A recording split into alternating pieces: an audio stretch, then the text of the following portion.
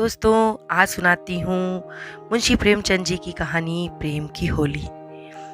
गंगी का 17वां साल था, पर वो 3 साल से विधवा थी और जानती थी कि मैं विधवा हूँ। मेरे लिए संसार के सुखों के द्वार बंद हैं। फिर वो क्यों रोए और क्यों बिलखे? मेले से सभी तो मिठाई के दोने और फूलों के हार लेकर नहीं लौटते। कितनों ही का तो मेले में सजी दुकानें और उन पर खड़े नर नारी देखकर ही मनोरंजन हो जाता है। गंगी खाती पीती थी, हंसती बोलती थी। किसी ने उसे मुंह लटकाए अपने भाग पर रोते नहीं देखा।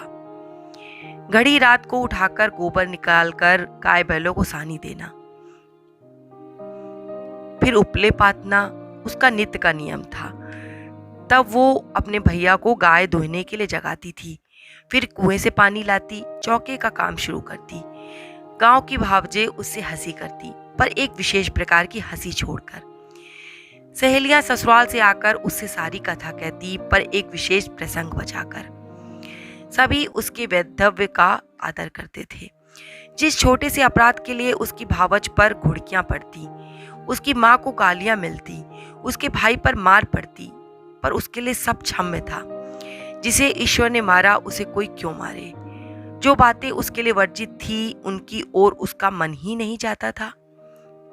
उसके लिए उसका अस्तित्व ही न था। जवानी के इस उमड़े हुए सागर से मतवाली लहरें न थी उसमें, डरावनी गरज न थी, अचल शांति का साम्राज्य था। होली आई, सबने गुलाबी साड़ियां पहनी, गंगा की साड़ी नारंगी गई। माँ ने पूछा, बेटी तेरी भी साड़ी रंग दूं? गंगी ने कहा, नहीं अम्मा, यूं ही रहने दो। भावज ने भाग गाया, वो पकवान बनाती रही, उसे इसी में आनंद था। तीसरे पहर दूसरे गांव के लोग होली खेलने आए।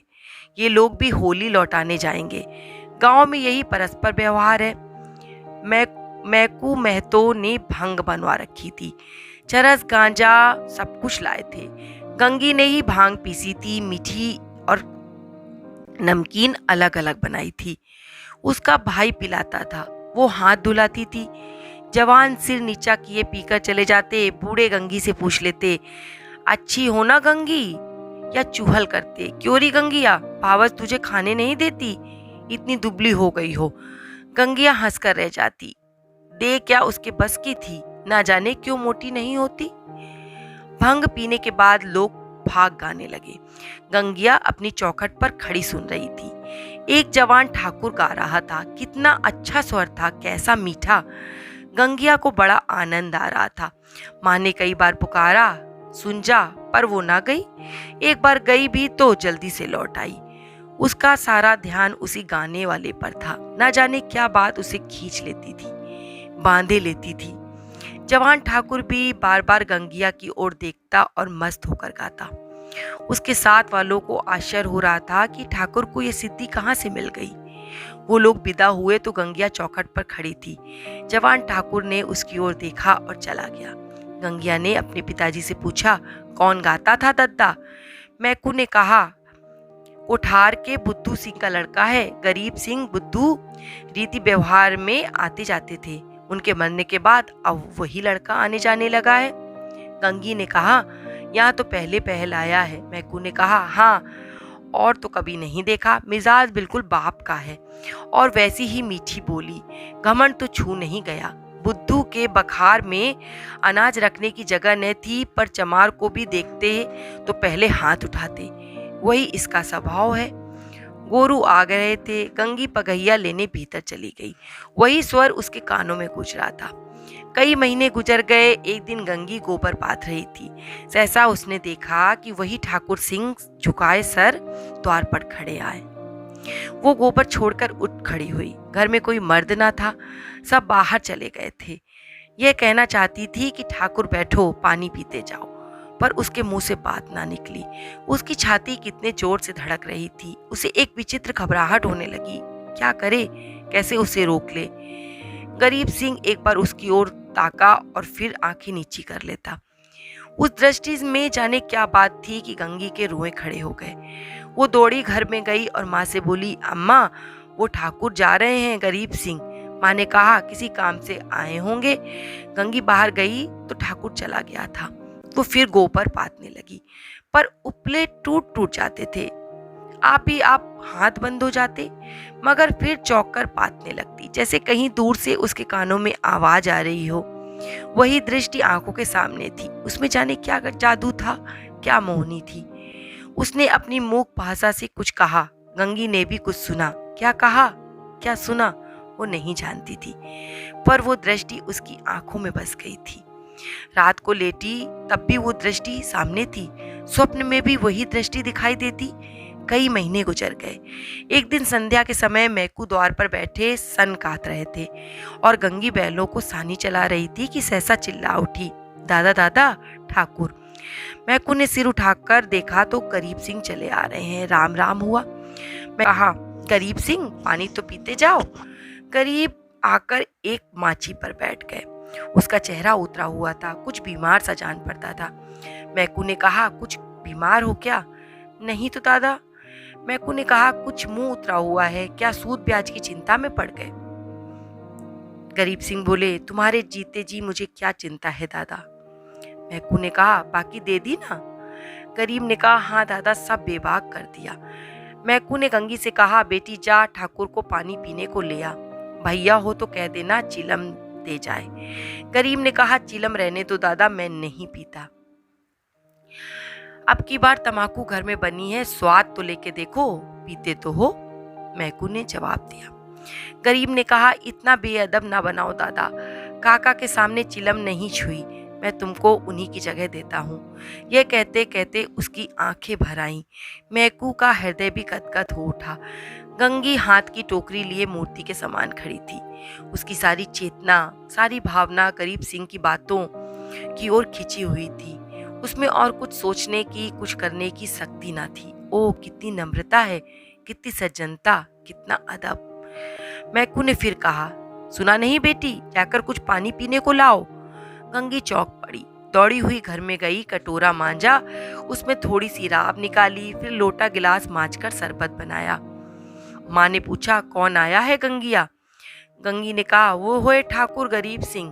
दूध तो नहीं है अम्मा, रस में मिला देती। माँ ने कहा, है क्यों नहीं, हांडी में देख। गंगी ने सारी मलाई उतारकर रस में मिला दी और लोटा गिलास लिए बाहर निकली। ठाकुर ने उसकी ओर देखा। गंगी ने सिर झुका लिया और संकोच उसमें कहाँ से आ गया पता नहीं। ठाकुर ने रस लिया और राम राम करके चला गया। मैकू बोला, कितना दुबला हो गया है। गंगी ने कहा, बीमार है क्या? मैकू ने कहा, चिंता है और क्या, अकेला आदमी है, इतनी बड़ी गृहस्थी, क्या करे। गंगी को रात भर नींद नहीं आई। उन्हें कौन सी चिंता, दादा से कुछ कहा भी तो नहीं, क्यों इतने सकुचाते हैं? चेहरा कैसा पीला पड़ गया है। सवेरे गंगी ने माँ से कहा, अब की गरीब सिंह बहुत दुबले पतले लग रहे थे अम्मा। माँ ने कहा, अब वो बेफिक्री कहाँ बेटी, बाप के जमाने में खाते थे और खेलते थे, अब तो गृहस्थी के जंजाल सिर पर है। गंगी को इस जवाब से संतोष नहीं हुआ। बाहर जाकर मैकू से बोली, दादा, तुमने गरीब सिंह को समझा नहीं दिया, क्यों इतनी चिंता करते हैं?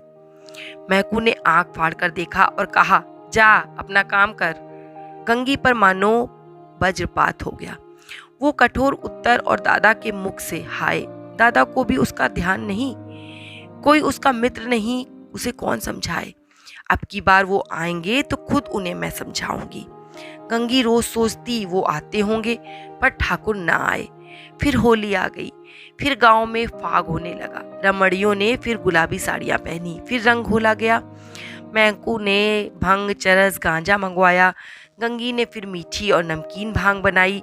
द्वार पर टाट बिछ गया। व्यवहारी लोग आने लगे, मगर कोठार से कोई नहीं आया। शाम हो गई, किसी का पता नहीं। गंगी बेकरार थी, कभी भीतर जाती, कभी बाहर। भाई से पूछती, क्या कोठार वाले नहीं आए? भाई कहता, नहीं। दादा से पूछती, भंग तो बची नहीं, कोठार वाले आवेंगे तो क्या पिएंगे? दादा कहते, अब क्या रात को आवेंगे, सामने तो गांव है, आते होते तो दिखाई देते। रात हो गई, पर गंगी में अभी एक आशा लगी हुई थी। वो मंदिर के ऊपर चढ़ गई और कोठार की ओर निगाह दौड़ाई। कोई ना आता दिखा। सहसा उसे सिवाने की ओर आग दहकती दिखाई दी। देखते देखते ज्वाला प्रचंड हो गई। ये क्या? वहाँ आज होली चल रही है। होली तो कल ही जल गई। कौन जाने वहाँ पंडितों ने आज होली जलाने की शायद बताई हो, तभी तो वे लोग आज आए नहीं, कल आएंगे। उसने घर आकर मैकू से कहा, दादा कोठार में तो आज होली जली है। मैकू ने कहा, दुत पगली कहीं की, होली सब जगह कल जल गई। गंगी, तुम मानते नहीं हो, मैं मंदिर पर से देख आई हूँ, होली जल रही है। नहीं मानते तो चलो दिखा दूं। मैकू ने कहा, अच्छा चल देखूं।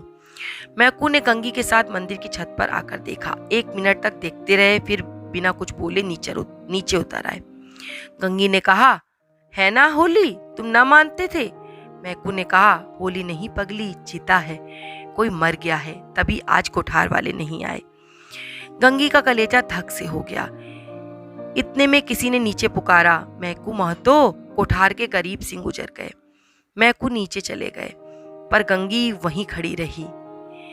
कुछ खबर ना रही मैं कौन हूँ, कहाँ हूँ। मालूम हुआ जैसे गरीब सिंह उस सुदूर चिता से निकलकर उसकी ओर देख रहे हैं। वही दृष्टि थी, वही चेहरा, क्या उसे वो भूल सकती थी? उस दिवस से फिर कभी होली देखने नहीं गई। होली हर साल आती थी, हर साल उसी तरह रंग और भंग बनाती, हर साल उसी तरह फाग होता, हर साल अबीर गुलाल उड़ता था, पर गंगी के लिए होली सदा के लिए चली गई थी। दोस्तों, आपको ये कहानी कैसी लगी? अगर पसंद आई हो तो आगे शेयर कर दीजिएगा, और ऐसी ही कहानियों का आनंद लेने के लिए मेरे चैनल को सब्सक्राइब कर लीजिएगा। धन्यवाद।